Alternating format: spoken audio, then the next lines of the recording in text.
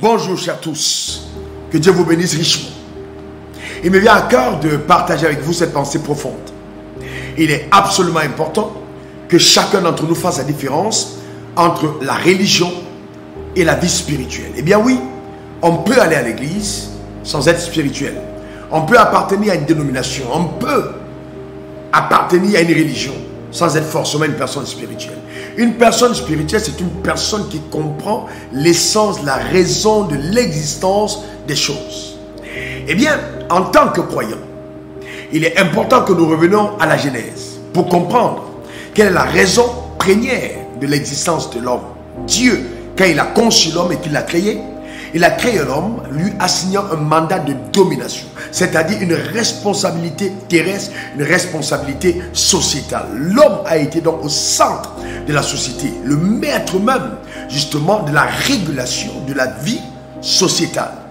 Et donc si aujourd'hui nous avons des pasteurs, nous avons des imams, nous avons des prêtres, nous avons des évêques, nous avons toute cette organisation religieuse, c'est simplement parce qu'au départ, il y a eu le péché. Le péché a été la base de la séparation de l'homme avec Dieu. Et dans l'homme qui a été créé pour être dépendant de Dieu, s'est retrouvé justement sans orientation, s'est retrouvé déconnecté de la source même de son épanouissement et de facto dépouillé de sa raison d'être sur terre. Jésus a été envoyé par Dieu comme le sacrifice suprême pour réconcilier les hommes avec lui. Mais cette réconciliation, c'était pour rétablir la communion, afin que l'homme puisse enfin accomplir à nouveau la responsabilité qui lui a été assignée. Donc aller à l'église, aller dans un lieu d'adoration, ce n'est pas ton mandat, ce n'est pas ta mission, non. Si ton déplacement vers une religion, ton déplacement vers une communauté ne t'aide pas à accomplir le mandat pour lequel Dieu t'a suscité, alors tu es dans la religion. C'est très important. C'est vraiment important. Et bien, si tous les chemins mènent à Rome, il n'y a pas, tous les chemins n'amènent pas à Dieu. Jésus est le chemin, la vérité et la vie. Nul ne peut arriver au Père sans passer par Jésus-Christ. Et Jésus m'a dit, j'ai affranchi mon église, mais aujourd'hui, les hommes, les pasteurs principalement, en font leur esclave. Et cette parole m'a touché, cette parole m'a choqué de l'intérieur.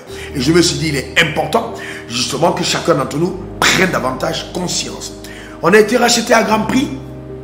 Il serait dommage que nous puissions et que toi tu puisses à nouveau être esclave des hommes.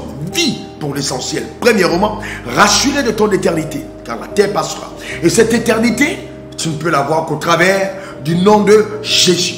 Et de deux, c'est important.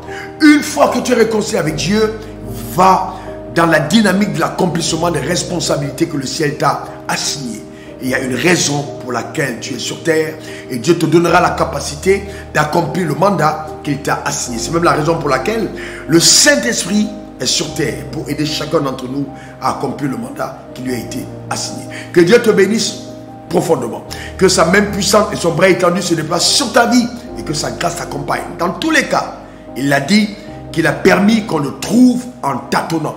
Si tu es vraiment sincère, si tu aimes vraiment Dieu, ce tâtonnement qui t'a peut-être conduit dans un endroit où il ne se trouve pas, va de façon inéluctable te ramener à lui.